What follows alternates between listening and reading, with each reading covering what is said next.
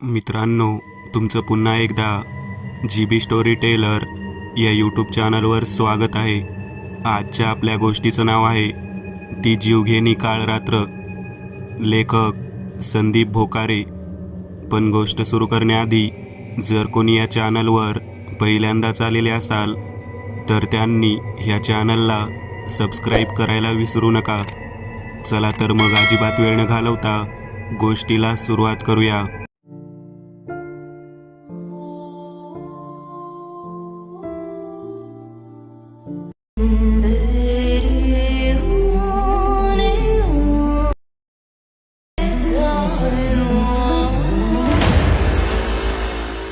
गोष्ट आमच्या बालपणी ऐकलेली. त्यावेळी 4 लोक आपल्या रिकाम्या वेळात एकत्र येऊन गप्पा मारायची. कुठे पत्त्यांचा डाव रंगायचा, तर कधी टीव्हीवर क्रिकेट मॅच बघण्यात वेळ घालवला जायचा. कधी एकत्र येऊन आठवड्यातून एकदा लागणारा सिनेमा ब्लॅक अँड व्हाईट टीव्हीवर बघण्यात काही औरच आनंद मिळायचा, जो आजकाल दिवसभर शेकडो चॅनल्स असूनही मिळत नाही. असो तर कथा आहे पांडूमामाची. पांडूमामा आमच्या घरी नेहमी यायचे. प्रपंच चालवण्यासाठी ते नदीवर मासे पकडायचे. दररोज दुपारी आणि रात्री ते आपलं जाळं लावायला धरणावर जायचे. रात्री सोडलं तर बाकी रिकामा वेळ ते इतरत्र टाईमपास करायचे किंवा नवीन जाळं विणण्याचे काम करत बसायचे. आज पांडूमामाचं जेवण 10 पर्यंत उरकलं होतं. थंडीचे दिवस होते. कालच शेजारच्या सदोबाच्या जाळ्याला भरपूर मासळी लागली होती. मामा पण त्याच नादात होते. ते आज खुश होते की आपल्यालाही नक्कीच जास्त मासे मिळतील. सगळी आवरावर करून आपल्या रंगविरहित सायकलवर त्यांनी जाळ्याचं ओझं लादलं आणि निघाली स्वारी.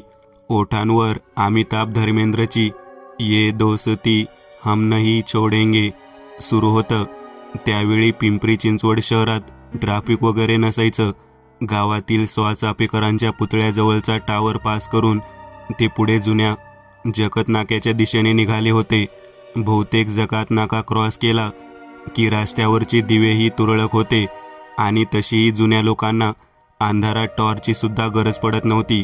ते गाणं गुणगुणत पुढे निघाले होते. वाल्लेकरवाडीचं सुनसान जंगल पार केलं की लगेच छोट्या धरणावर पोचणार होते.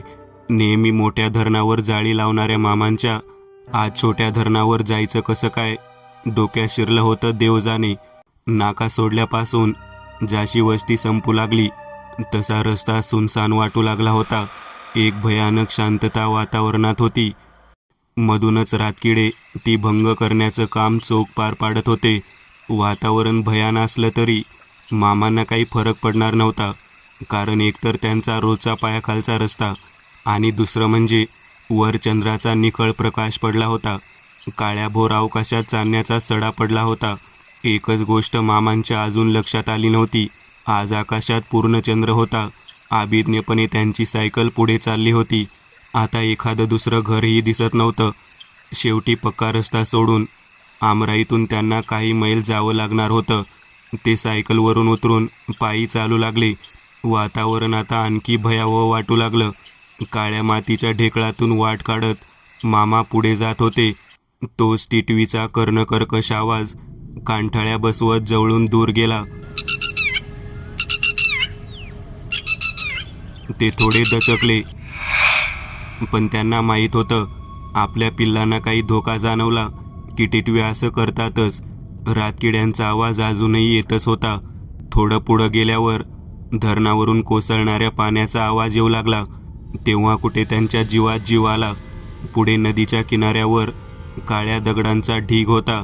पलीकडे अंधारात काळेभोर दिसणारे पावनामाईचे पाणी चंद्राच्या चंदेरी प्रतिबिंबाने उजळून निघाले होते. धरणाच्या एक बाजूला शांत आणि दुसऱ्या बाजूला मोऱ्यामधून वेगाने कोसळणारे पाणी.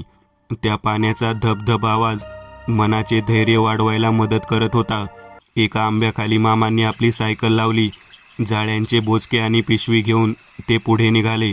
दगडांच्या ढिगातून वाट काढत त्यांना आता धरणावरील छोट्या छोट्या मोऱ्या पार करायच्या होत्या.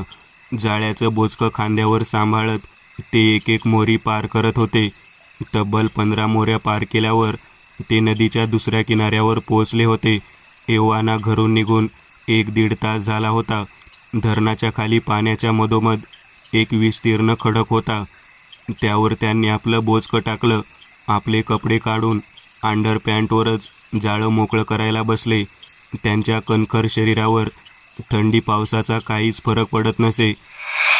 ते जाळ्यांचे पदर नीटनेटके करून बाकीचं सामान तिथे सोडून ते पाण्यात उतरले. तोच एक काळाकुट्ट सर्प सरकन तिथून गेला. क्षणभर थांबून ते परत आपल्या कामाला लागले. जाळे व्यवस्थित लावेपर्यंत 15-20 मिनिटे लागले असतील. आता जाळे लावून झाले होते.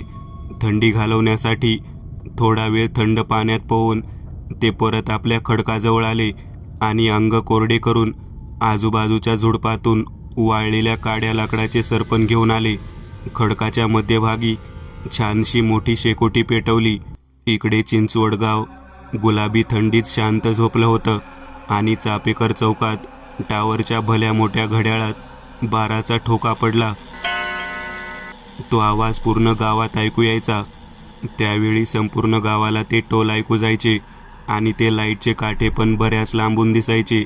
नंतर लोकांची झोप मोड होऊ नये म्हणून स्पीकर्स बंद करण्यात आले.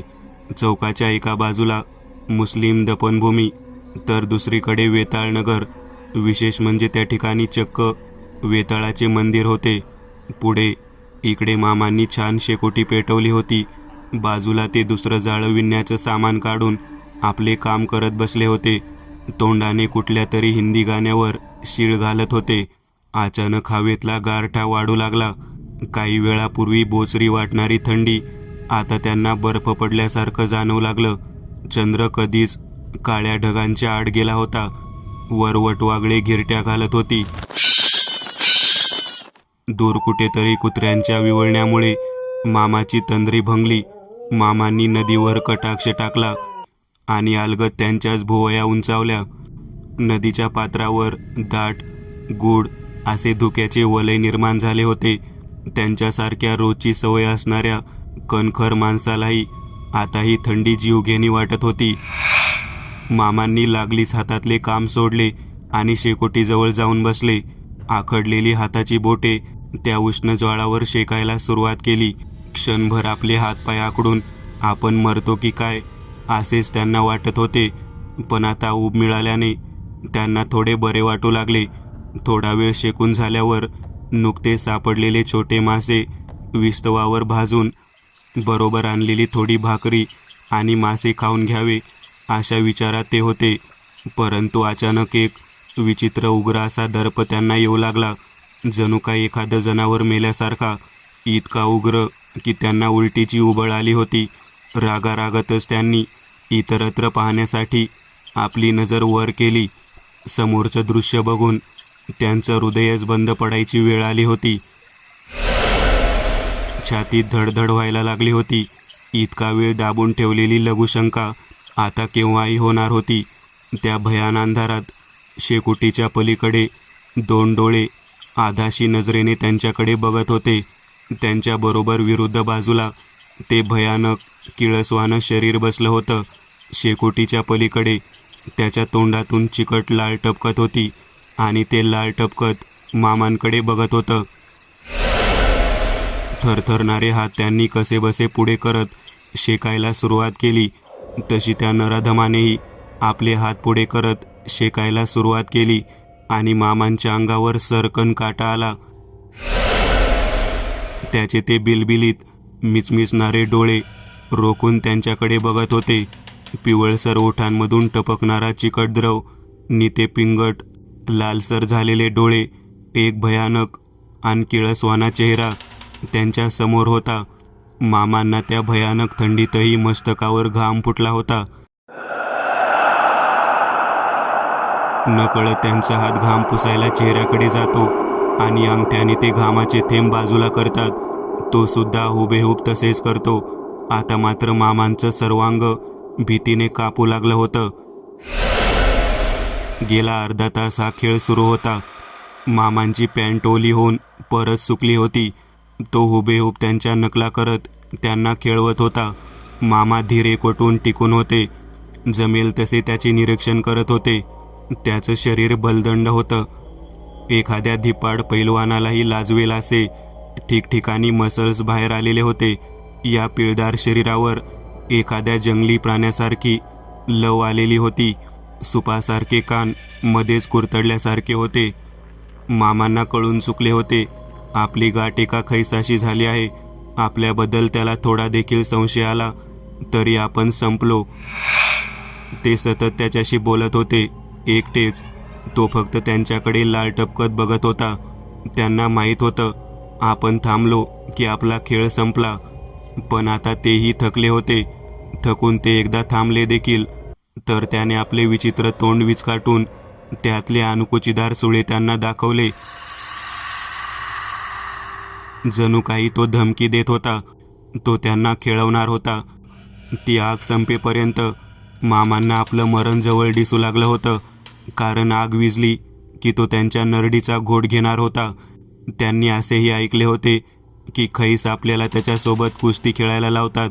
ती जर आपण जिंकलो तर आपल्याला हवं ते देतात. पण मामा कुठे पैलवान होते. त्याला बघूनच त्यांची विजार ओली झाली होती. तो नराधम एका फटक्यातच त्यांचा जीव घेऊ शकत होता. एव्हाना शेकोटीची आग संपायला आली होती. जास्तीत जास्त 5 मिनिट आग टिकणार होती आणि मामांचं मरण जवळ आलं होतं. पौर्णिमा असल्याने सदोबा आणि इतर मच्छीमारही सोबत नव्हते. त्यांच्या नरडीचा घोट घेतल्यावर किंकाळीसुद्धा दूरवर ऐकू जाणार नव्हती. माशांची हाव त्यांना महागात पडली होती. तो आधाशी सैतान अजूनही आपली लाळ सांडत मामांकडे बघत होता. मधून मधून एखाद्या हिंस्र श्वापदासारखं गुरगुरत होता. त्यांना काय करावं काही सुचत नव्हतं. जळणात टाकलेलं एक एक लाकूड विझू लागलं तसा मामांचा धीर सुटू लागला. एका क्षणात त्यांना आई, पत्नी आणि मुलं दिसू लागली. आपलं काही बरं वाईट झालं तर घरच्यांना कळणार देखील नाही. माझी मुलं उपाशी मरतील. हे परमेश्वरा, आता मी काय करू? या सैतानासमोर धड रडता देखील येत नव्हतं. मामांनी मनातल्या मनात बजरंगबलीचा धावा सुरू केला. आठवेल त्या देवाचं नाव घेऊ लागले. त्यांची मानसिक अवस्था बिघडू लागली होती. त्या तंद्रीतच एक विजू लागलेल्या लाकडाला हात लागून त्यांना चटका बसतो. त्या लाकडाकडे पाहत असतानाच त्यांना काहीतरी सुचतं. मामा, आग विजायला लागली आहे जणू. मी वाईज लाकडं घेऊन येतो. तू थांब इथंच. आलोच मी लगेच. नाहीतर अजून गारठायचो आपण दोघं बी.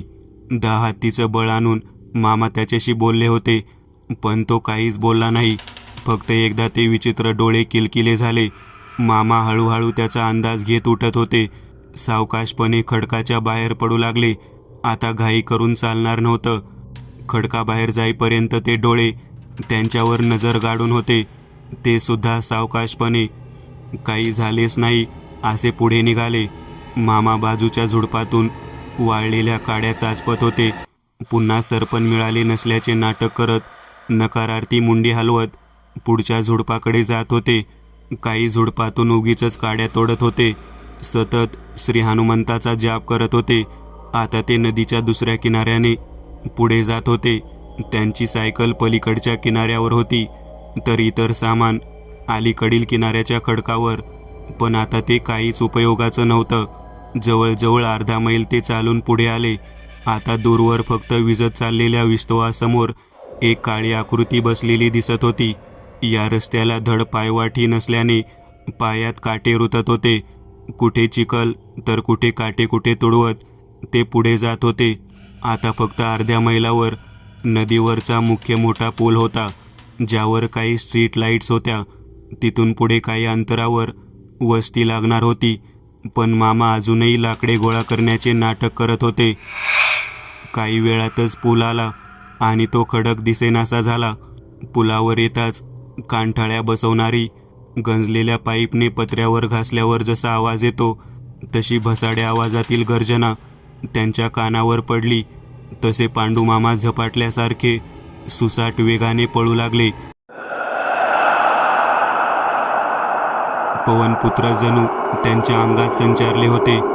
आता त्यांना वाटेत काय येते याच्याशी काहीच देणं घेणं नव्हतं. त्यांना फक्त त्यांचं घर, बायको, मुलं डोळ्यासमोर येत होती. पुढील अर्धा तास वेड्यासारखं धावून आपल्या घराच्या दरवाजासमोर येऊन ते धापकन कोसळले. दुसऱ्या दिवशीची सकाळ. शारदा मामी त्यांच्या डोक्याजवळ बसून मोठमोठ्याने रडत होत्या. मामा अजून शुद्धीवर आले नव्हते, परंतु झोपेत खवीस खवीस असे बरळत होते. त्यावरून सर्वांना कळून चुकलं होतं की रात्री काय झालं असेल. त्यांचं अंगही तापाने फणफणलं होतं. मामा एकीकडे त्यांच्या माथ्यावर ओल्या पट्ट्या ठेवत दुसरीकडे घसा ताणून रडत होते. सदा मामा सांगत होते, याला काय गरज होती पण पुनवेच्या रातीला एकटं जायची. आदल्या दिवशी आम्ही चल म्हणलं तर आला नाही गडी. त्यो धरणावरचा खैस लई वाईट आहे. ते ऐकून मामी अजूनच आरडाओरड करायला लागल्या. तर सदा मामाची बायको मामाकडे डोळे वटारून पाहत मामीचं सांत्वन करू लागली. आव ताई, भाऊजी आलेत नव का घरला सुखरूप? नका काळजी करू, होईल सगळं व्यवस्थित. थोडंसं ऊन डोळ्यावर आल्यावर मामांनी डोळे उघडले. तेव्हा कुठे मामीचा जीव भांड्यात पडला. एव्हाना बाहेर आळीतल्या लोकांनी गर्दी केली होती. सगळ्यांना खविसाचा किस्सा ऐकण्याची उत्सुकता लागली होती. मामा कोणाशीच काही बोलत नव्हते. ते एकटक दरवाजाकडे बघत गुरगुरत होते. त्यांची अवस्था बघून मामी घाबरून गेली. इतका वेळ घराबाहेर लेकरांना घेऊन बसलेल्या आया मामांचा आवाज ऐकून आपापली पोरं उचलून तिथून धूम ठोकू लागल्या होत्या. मामी जरा कुठं त्यांना हात लावायला गेली तर ते दचकून जायचे आणि आपले दात विचकत डोळे पांढरे करायचे. मामी आता पूर्ण खचली होती. डोळ्यातून ओघळणारे अश्रू काही केल्या थांबत नव्हते. राधा मामींनी नाथाच्या मंदिरातून अंगारा आणला, परंतु मामांनी गुरगुरत तिला दारातच थांबवले. त्यांचे डोळे तिच्यावर आग ओकत होते. राधा मामी घाबरून दारातूनच पळून गेली. मामांचे डोळे आता लालसर दिसू लागले. जणू रक्तच उतरले होते त्यांच्या डोळ्यात.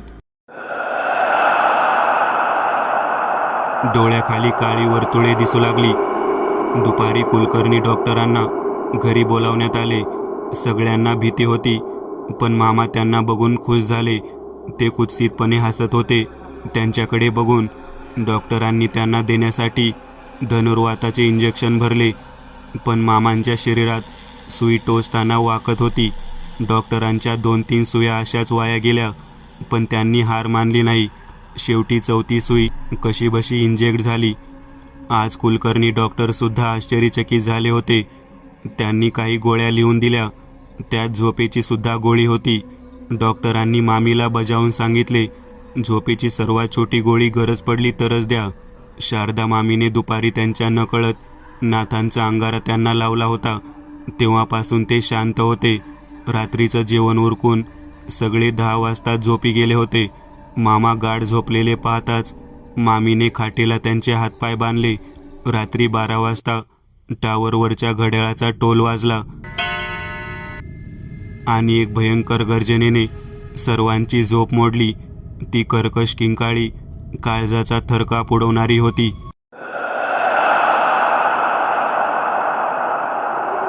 त्या भयंकर आरोळीने घराचे पत्रे भूकंप आल्यासारखे थरथरले आणि सगळे अचानक झोपेतून जागे झाल्यामुळे छातीत धडकी आणि श्वास बंद होणे या दोन्ही प्रतिक्रिया आपसुकच घडू लागल्या. कानाचे पडदे फाटून मेंदूच्या चेतना बंद होत आहे की काय असे वाटू लागले. शारदा मामीला काय करावे सुचत नव्हते. मुले भेदरलेल्या नजरेने बापाकडे बघत होती. मामांना बांधलेले असूनही ते खाटेवर उठून बसले होते. घोगऱ्या भरड्या आवाजात गुरगुरत मामीकडे बघत होते. छोट्या गण्याने केव्हा चड्डी ओली केली होती. मामीचं लक्ष मामांना लावलेल्या अंगाऱ्याकडे गेलं. तो अगोदरच पुसून गेला होता. तिला कळून चुकलं, आपल्यासमोर मामांच्या रूपात त्या खविसाची शक्ती आहे. पुढे 10 हातांवर दरवाजा होता. मामी पळण्याच्या तयारीतच होती, पण 2 लेकरांना घेऊन पळणार कशी? समोरचा काळ कधी झडप घालेल याचाही पत्ता नव्हता. आता स्वतःपेक्षा मुलांचा जीव जास्त महत्त्वाचा होता. ती कसंबसं अवसान एकवटून दोन्ही मुलांना घेऊन चपळाईने घराबाहेर निघण्याची तयारी करते. जणू कोणती दैवी शक्तीच तिच्या पाठीशी होती. पण इतक्यात बाहेर धरणीकंप होऊन ती कंपने दारावर येऊन धडकल्याचा आवाज स्पष्टपणे जाणवतो आणि मामांचे लाल झालेले डोळे पांढरे फटक पडतात. एक क्षणातच ते ग्लानी येऊन खाटेवर कोसळतात. मामी क्षणाचाही विलंब न लावता दोन्ही लेकरांना घेऊन दार उघडते. बाहेर राधा मामी सदा मामा उभे होते आणि राधा मामी नाथांच्या पवित्र रक्षा दरवाजावर फुंकत होत्या. त्यांना बघता शारदा मामी त्यांच्या गळ्यात पडून हांबरडा फोडतात. राधा मामी त्यांचे सांत्वन करत नाथांचा अंगारा देत तो मामांना लावायला सांगतात आणि दोन्ही मुलांना जवळ घेत सदा मामाकडे सोपवून त्यांना आपल्या घरी न्यायला सांगते. मामी मामांना अंगारा लावल्यावर त्यांना घरात कोंडून बाहेरून कुलूप लावतात आणि राधा मामी शारदा मामीला आपल्या घरी घेऊन येते. राधा मामी खूप मनापासून कनिपनाथांची भक्ती करायची. तिचे वडील नाथांचे निस्सीम भक्त होते, त्यामुळे नाथांच्या भक्तीची गोडी राधा मामीला सुद्धा लागली होती. पांडुमामानं झालेल्या बाधेविषयी कळताच त्या दिवशी सकाळीच ती अंगारा घेऊन शारदा मामीकडे आली होती. सदा मामाशी लग्न झाल्यापासून शारदा मामींनी तिला मोठ्या बहिणीसारखा जीव लावला होता. तिचं माहेर सासवडचं होतं. तिथून जवळच बापेगावच्या डोंगरावर नाथांचे ठाणे होते. माहेरी गेल्यावर ती आवर्जून दर्शनासाठी जायची आणि तिथून रक्षा घेऊन यायची. घरात कोणीही आजारी पडलं की औषधांनी रक्षा न विसरता द्यायची. तिची अतिशय श्रद्धा होती नाथांवर. नवरा रात्री मासेमारीला निघाला की गुपचूप त्याच्या सदऱ्यात रक्षेची पुडी ठेवणं हा तिचा नित्यक्रमच. सदा मामालाही हे ठाऊक होतं, पण तो जाणीवपूर्वक दुर्लक्ष करायचा. कोण जाणे मामीच्या या खुळ्या श्रद्धेमुळेच तो अजून सुरक्षित होता. त्या दिवशी मामी रक्षा घेऊन शारदा मामीच्या घरी गेली, पण दारातच मामा गुरगुरत तिच्याकडे खुनशी नजरेने पाहत हाताने खुणावतीला थांबवत होते. त्यांच्या नजरेत तो सैतान दिसत होता. अजून काही तमाशा नको म्हणून ती आल्या पावली मागे फिरली होती, पण दुपारी डॉक्टरांनी दिलेल्या औषधामुळे मामा झोपल्यावर तिने गुपचूप शारदा मामींना ती रक्षा दिली होती. रात्री आपली सर्व कामे आटोपून 10:30पर्यंत सगळे झोपून गेले होते. राधा मामीला झोप लागत नव्हती. सतत ती खुनशी नजर डोळ्यापुढे येत होती. काहीतरी मनात विचार करूनच तिने रक्षेची पिशवी संदुकीतून काढून आपल्या उशाजवळ ठेवली होती. त्या विचारातच कधीतरी तिचा डोळा लागला. जाग आली ती एका भयंकर आरोळीनेच. सदामामा आणि ती त्या आवाजाने खडबडून जागे झाले होते. घरे एकमेकांना लागूनच असल्यामुळे तो आवाज पांडुमामांच्या घरातूनच आला हे नक्की. मामा पटकन तिकडे निघाले. राधा मामीने मी पण सोबत येते म्हणून त्यांना थांबवलं आणि लगबगीने रक्षेची पिशवी सोबत घेऊन निघाली. दोघे जसजसे घराजवळ जात होते तसा हवेतला गारठा वाढत होता. दारापाशी पोहोचेपर्यंत हातपाय बर्फासारखे थंड पडले होते. आतून विचित्र गुरगुरण्याचा आवाज येत होता, जणू कोणी नरपिशाच कोणाच्या नरडीचा घोट घेण्यासाठी आतुर झाला आहे. घराजवळ येताच एक उग्र सडलेल्या मांसांसारखा दर्प येऊ लागला. सदामामा दरवाजाला हात लावणार तोच तिने त्यांना मागे ओढले आणि दरवाजापासून दूर केले. पिशवीतून मूठभर रक्षा काढून श्री कानिपनाथांचे स्मरण करत दारावर अशा रीतीने फुंकली की लाकडी फळ्यांच्या फटीतून ती आत जाऊ शकेल. रक्षा फुंकताच धरणीकंप झाल्यासारखा हादरा बसला. विशिष्ट कंपनांची वलये निर्माण झाली आणि काळाकुट्ट धूर तिथून बाहेर निघून रागाने फुसफुसत वातावरणात विलीन झाला. हे दोघे स्तब्धपणे हा चमत्कार बघत होते. इतक्यात दार उघडले गेले. शारदाताई 2 लेकरांना घेऊन घाईघाईने बाहेर पडली आणि राधाला बघून तिचा बाण फुटला व ती तिच्या गळ्यात पडून हुमसून रडू लागली. दुसऱ्या दिवशी सकाळी राधा मामीने पोरांना चहा खारी आणि शारदा मामीला पोह्याचा नाश्ता दिला. न्याहारी करून सर्वांना थोडी तरतरी आली होती. तरीही शारदा मामीचं घरी जायचं धैर्य होत नव्हतं. मुलांचा तर प्रश्नच नव्हता. बापाचं नाव काढलं तरी लेकरं थरथरत होती. न्याहारी झाल्यावर राधा मामीने एका कॉईन बॉक्सवरून तिच्या बाबांना त्यांच्या घराजवळच्या STD बूथवर फोन केला व इकडची परिस्थिती सांगितली. बाबांनीही तिने रात्री दाखवलेल्या प्रसंगावधानाचे कौतुक केले आणि कसेही करून त्यांना बोबगाव डोंगरावर घेऊन यायला सांगितले. इकडे दरवाजा उघडल्यावर पांडूमामा ठीक वाटत होते. थोडासा अशक्तपणा सोडला तर ते व्यवस्थित वाटत होते. पण उगीच विषयाची परीक्षा नको आणि तो सैतान परत येणारच नाही कशावरून, म्हणून मामांना कसंही करून नाथांच्या मंदिरात न्यायचं ठरतं. मामांनाही या गोष्टींवर विश्वास होता, त्यामुळे त्यांनी विशेष हरकत घेतली नाही आणि सगळे दुपारी सासवडला रवाना झाले. साधारण 1.5 तासांचा प्रवास केल्यावर ते सासवडला पोहोचले. तिथून बस बदली करून खाजगी जीपने सर्व थेट डोंगरावर मंदिराच्या पायथ्याला पोहोचले. हिरव्यागार दाट झाडीमध्ये डोंगराच्या माथ्यावर छोटासा कानिपनाथ मठ. तिथे पोहोचताच मामांच्या चेहऱ्यावर तेज येऊ लागले. तिथल्या नैसर्गिक वातावरणामुळे म्हणा अथवा मंदिराच्या प्रभावामुळे मामांमध्ये तरतरी जाणवत होती.